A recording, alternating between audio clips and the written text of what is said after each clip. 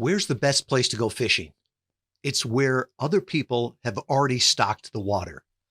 Hi, this is Tom Schwab, and today's episode with Carrie Wilkerson is going to be powerful. You see, Carrie talks about how you can leverage other people's audience to grow your brand, grow your business. Carrie's got a wonderful story, great experience with using podcast interview marketing, and you're sure to learn from her and love her. So, Carrie, can you tell us a little bit about yourself and your background in business? Yeah, so I was a high school teacher, straight out of college, and but even in college, I had worked for the corporate sector, the government sector. I had done a lot of things. I like to say I'll never be Miss America, but I was miscellaneous. I did a lot of things. I was teaching when we went through the adoption process, and I became an overnight mom to two toddlers that were siblings from the foster care system. So I didn't have a big business idea. I didn't have business education. I didn't have, this big mission to change the world, but I did want to be here with my little people. They came from a hard start and I wanted them to know who mom was. So I made, a pretty sudden choice to be at home. However, our income as a teacher, I was on contract through the summer. So I had, 6 to 12 weeks to figure out some money to help our month go better. Right. So I just started researching. Now, this was in the late 1900s.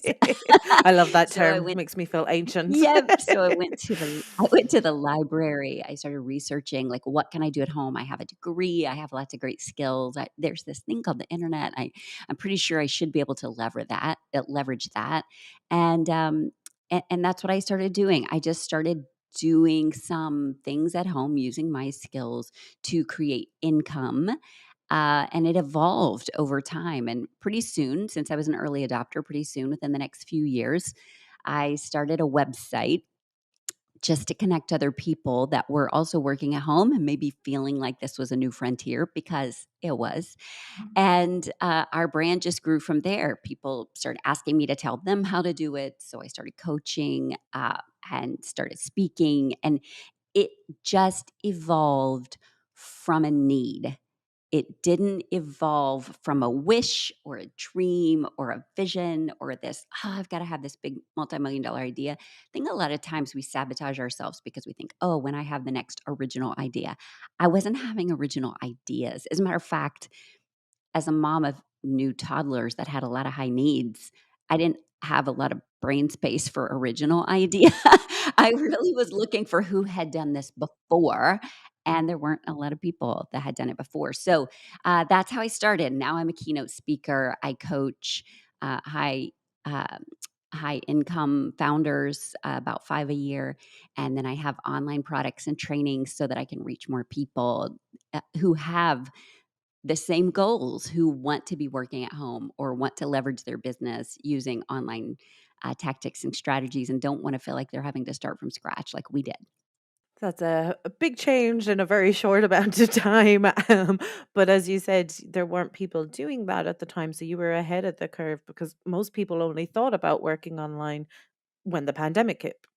And I had been doing that since 1998 and had in 2011 actually wrote a book about it. So yeah, it kind of forced people into that way of thinking, whereas we were kind of looked at as disruptors before it became more the norm.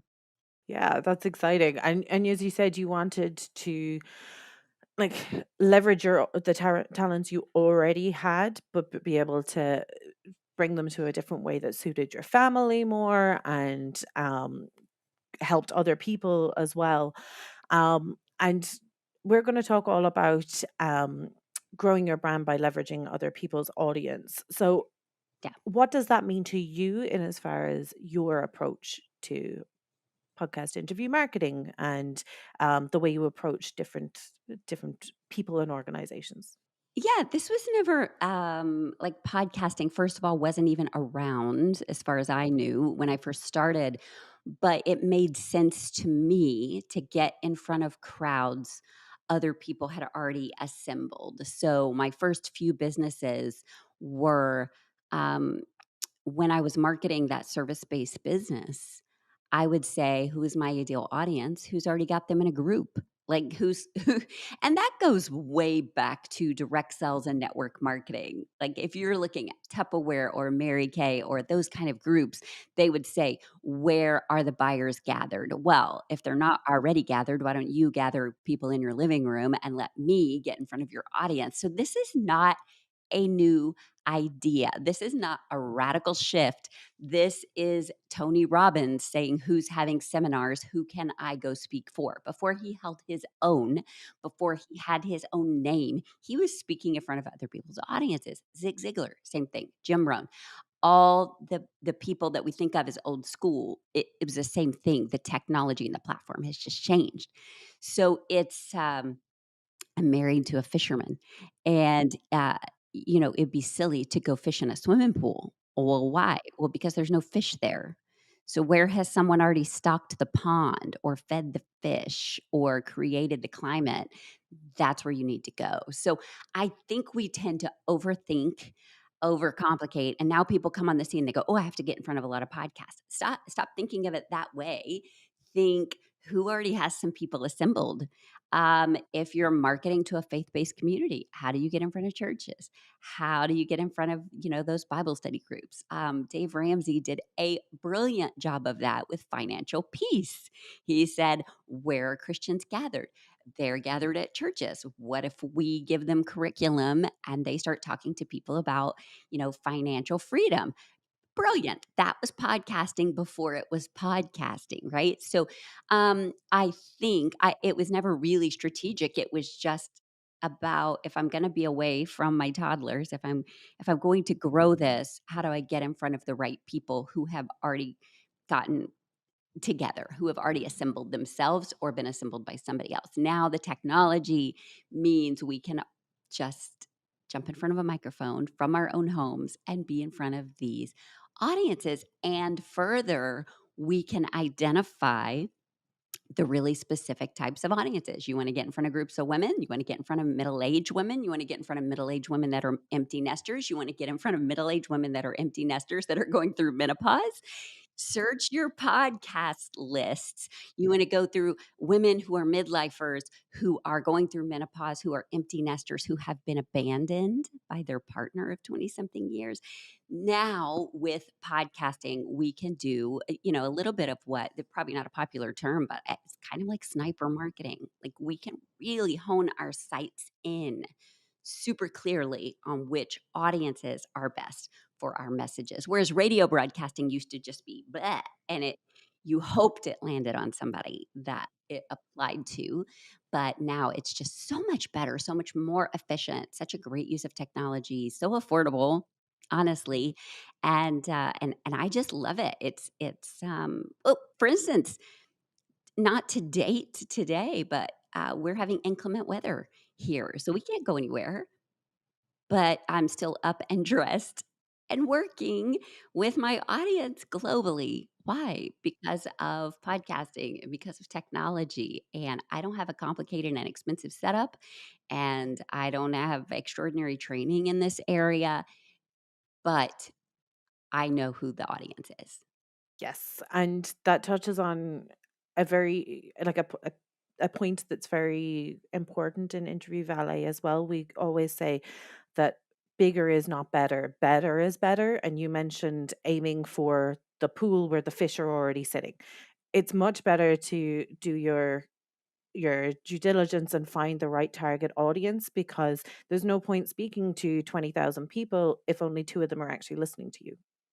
Yeah, exactly. So I could say, "Oh, I'm going to aim for the top 5 podcasts," and I just happen to know my 3 of my 4 kids are diehard Swifties, and so of course we are all involved in the Swifty Kelsey dating scene and watching how that unfolds. It's super fun for us. But I'm looking at like the Kelsey Brothers podcast. They're in the top 5 right now. Mel Robbins is in the top 5 right now. If I were to say, "Oh, I need to be on those top 5 podcasts," and I'm looking at, do I pitch the Kelsey brothers or do I pitch Mel? I mean, I'm sure the brothers would be a fun interview. Like, I like to hang out with those guys. If they break up with Taylor, like, I choose them. Yeah. Like, my kids will be mad at me, but I choose them because I think they're super fun. Um, But if I have to choose which of those audiences is going to resonate with me the most, can I entertain the guys? People? Yeah. Could I be somewhat useful? Yeah. Is that full of my target audience that would move into a converted client or booking me to speak audience? No. Mel is a much better fit. Mel and I are the same age, same stage, same type market, personal development, et cetera, et cetera. Mel would be a much better fit for me than the guys. Lewis Howes versus Brene Brown. Like Lewis has a big, big reach, been doing this a long time. Used to coach Lewis, as a matter of fact. We go way back. Are there some people listening that might be a fit? Yes. Would it be a good reach? Would it be a good vanity boost? Fine. But Brene Brown, middle aged women looking to change, personal development, also Texas based, holler, right? So which you have to really be strategic.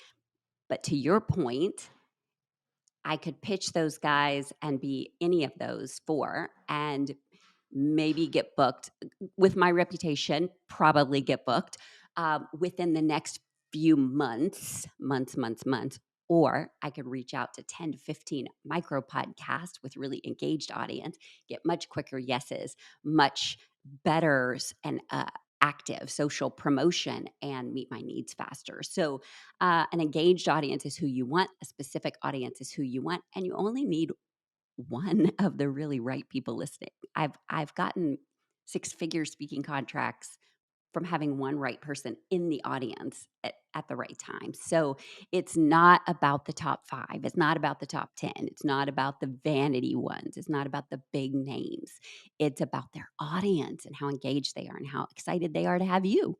For sure, for sure. And like that, the Kelsey brothers could be a lot of fun, but is it going to benefit your business? No. It's a bit of fun for you because you're interested in them and you're following their story. Now, let's be clear. If they ask, I'm gonna say yes, because that's one step closer to Taylor, and my kids would shoot me if I did not take that.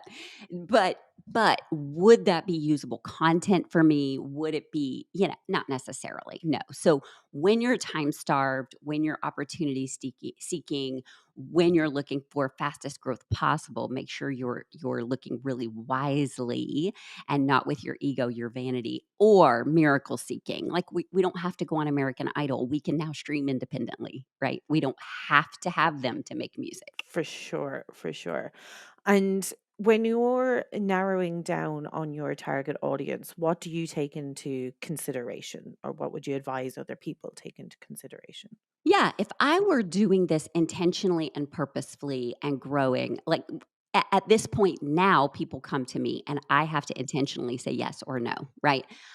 When you first start, or when you have a specific motive, for instance, say you have a new book or something, then what you need to do is I go back to the ultimate sales machine strategy with Chet Holmes. It's called the Dream 100. And now I know other people have popularized it and taken it and made it their own, but it's Chet Holmes. Let's give credit where credit is due to the late and great. And I would put the dream audiences that I would like to target, that I would like to reach out to. And what do I take into consideration? I take into consideration, um, h- do they have guests, first of all? Do they have guests? Please do your research, people. Do they have guests? Are they consistent? Do they have a good reputation? Are they in alignment with me? I've seen a couple of really high level partnerships lately that make me scratch my head and question the integrity of somebody's that I held in high esteem, because I think, hmm, their brand values that they're very public about are not in alignment with what you've always said your brand values were. This is super curious to me. And anytime you create that kind of curiosity instead of a positive curiosity, that erodes trust a little bit. So, are their brand values in alignment with mine? Are they doing good work? Am I, on board with what they're doing? Are their products and services something that I'm okay with my audience consuming? Because when my audience sees me there, um, they're going to go look in their shop or look at their books or look at their whatever. So I would look at all those things. Reach is not one of the first things I look at, to be fair. Consistency, alignment, um, products, can I endorse them?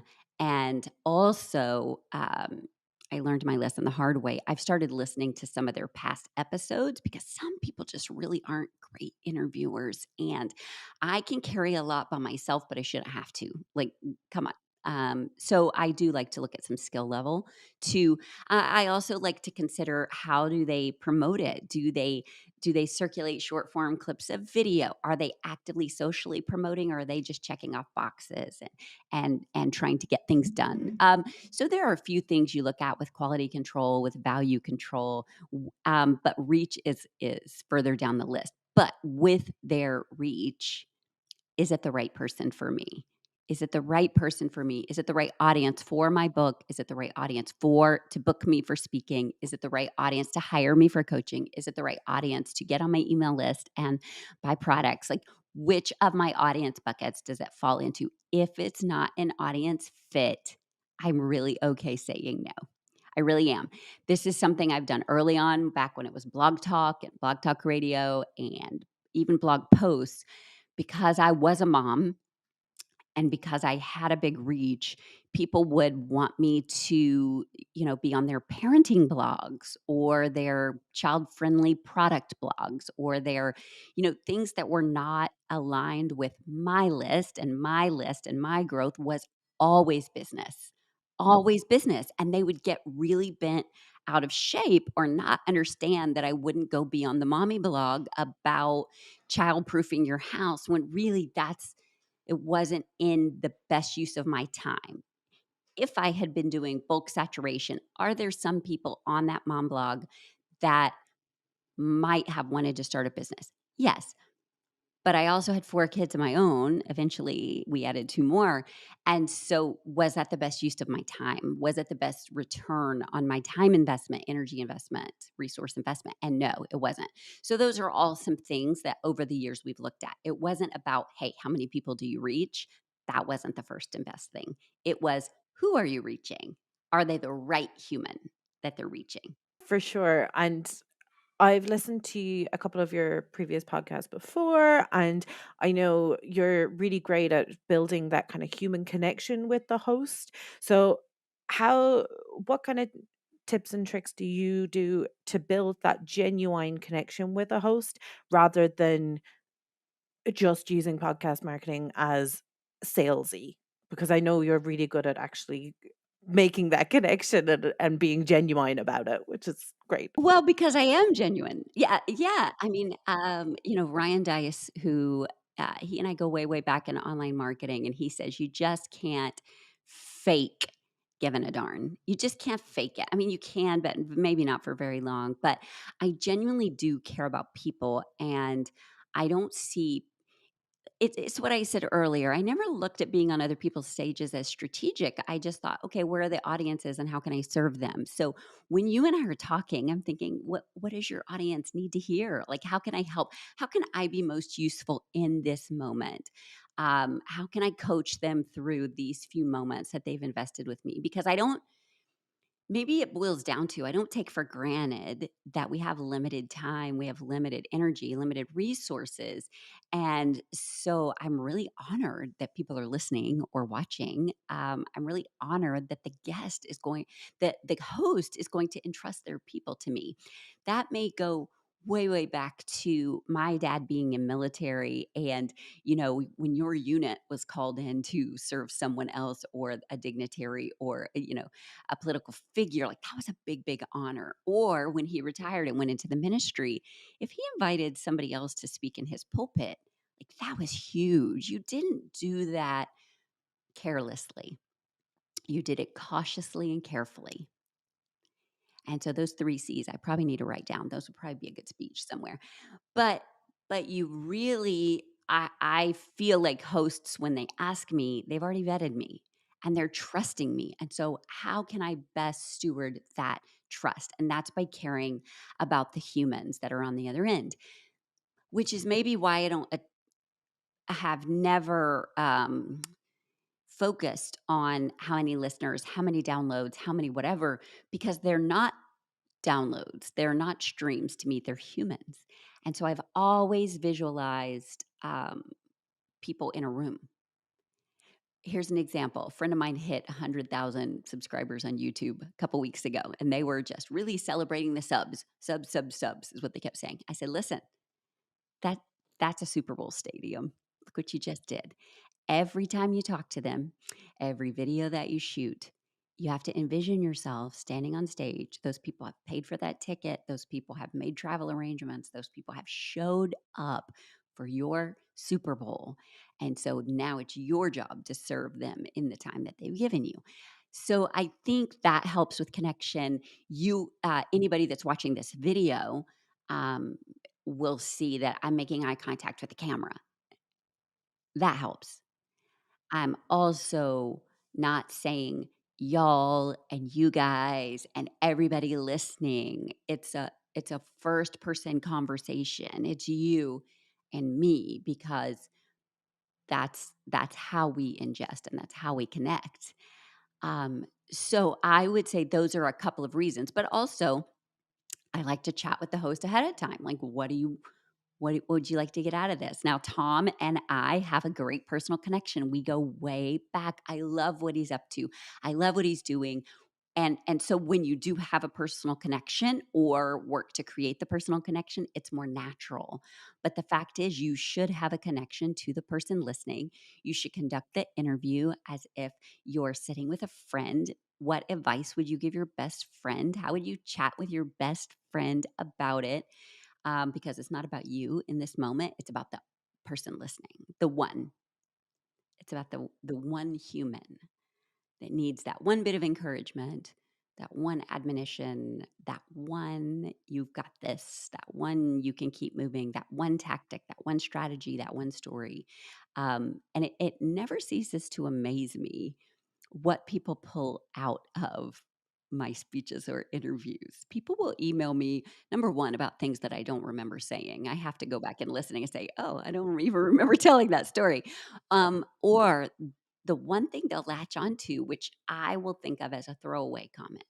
Like there will be people that will message me about adoption or about weight loss or about siblings so close in age or about special needs or about caretaking parents, things that are not even related to business, but it will be the one thing that helped them feel connected. And I think that's important, that it's not just about you and your message and spewing and broadcasting. Stop that. That's gross. Anybody can do that.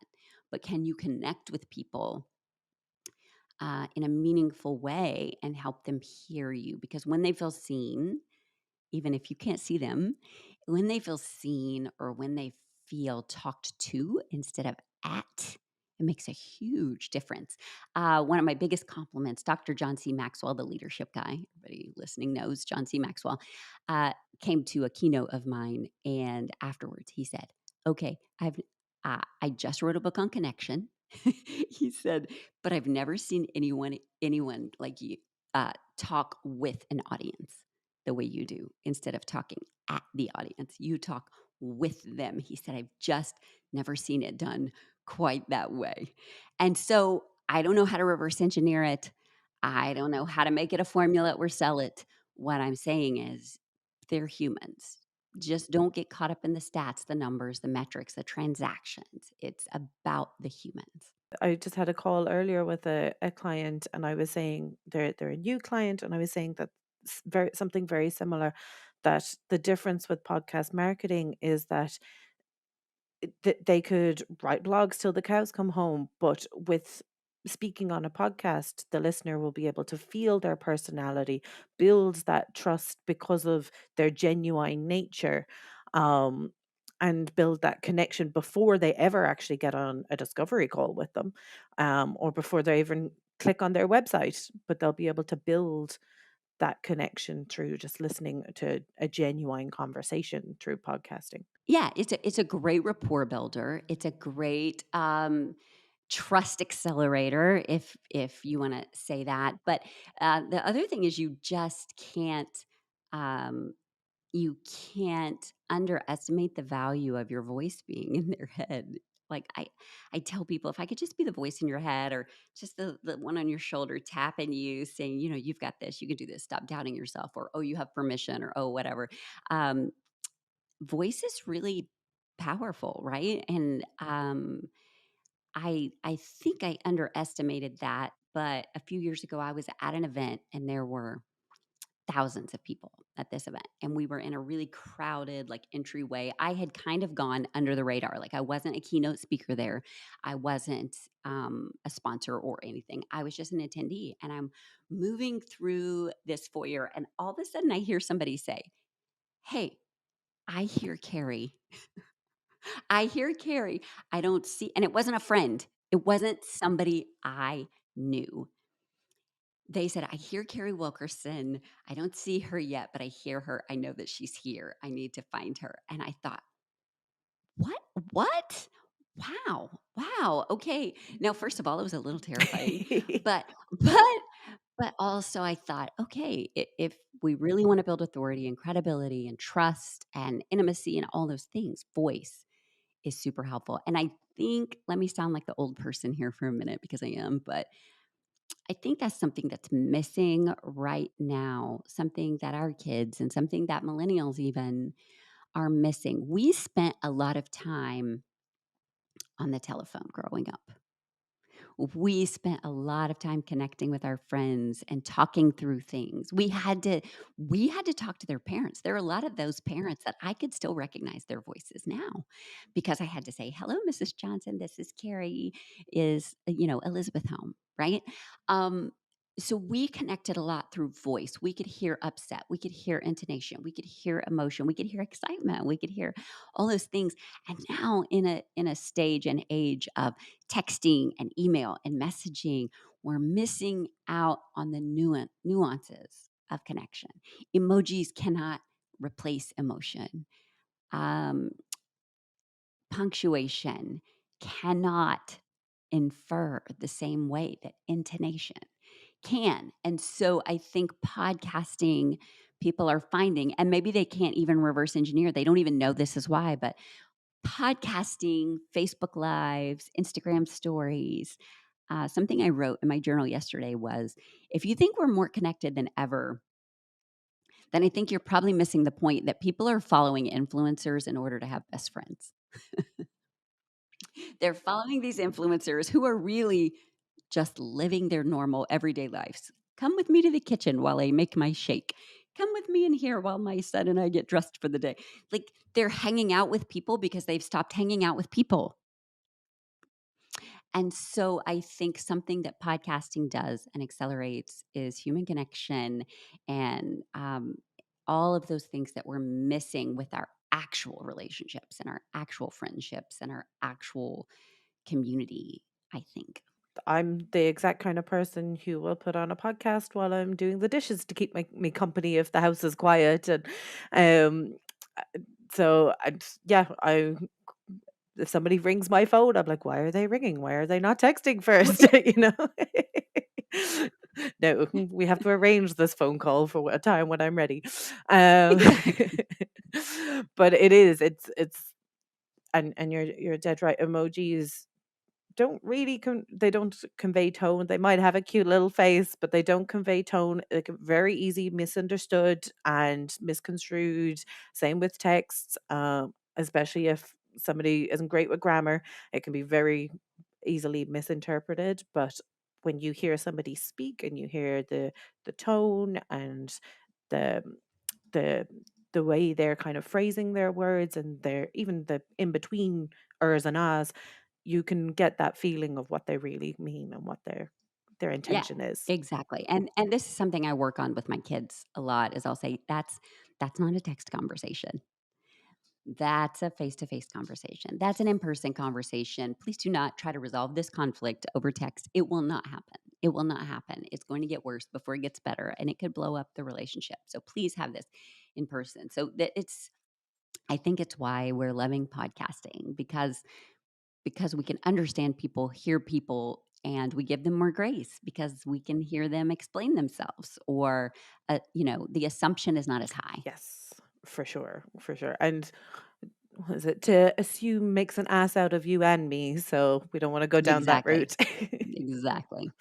Well, Carrie, this has been amazing. So thank you very much. Where can our listeners find you when they want to go? Yeah, I think we're going to drop some links in the show notes, but I am Carrie Wilkerson. I spell it the same way Stephen King did. Thank you, Stephen. Carrie Wilkerson on every social platform. You can find me there. You can also, there's always in the profile, there's always a link to go to all my freebies, all my resources and links. And I think we'll probably, in the show notes, we'll have a checklist for some ways that I like to leverage other audiences, grow my audience, and keep nurturing them. Excellent. Thank you. And yeah, we will definitely have that link in the show notes for you so that everybody can come find you and get some more advice from you. So thank you so much, Carrie. Thank you for having me. Carrie is so right. We all have a limited amount of time and energy. When we say yes to a podcast interview, we want to be very cautious and careful. We want to make sure that as we're leveraging other people's audiences, that it's the right audience. And while that audience may be thousands, tens of thousands, hundreds of thousands, when we talk to them, we want to connect with that one individual. You see, it's not downloads that grow a business. It's not unique clicks or unique viewers. No, it's people. And talking to them on a targeted podcast interview is a powerful way to differentiate yourself, to build that relationship. And just like Carrie said, that you can use podcast interviews and tap into other people's audiences to grow your brand and grow your business. What's ordinary to you is amazing to others, and you can help a lot of people.